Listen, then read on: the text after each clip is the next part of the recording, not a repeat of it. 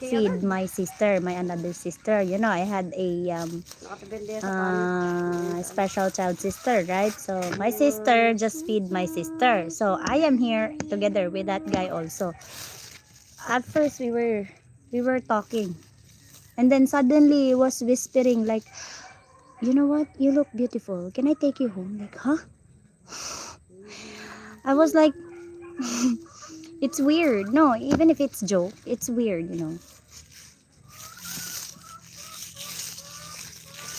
I say, do you want me and Ate Iyam, or do you want me and your wife fight?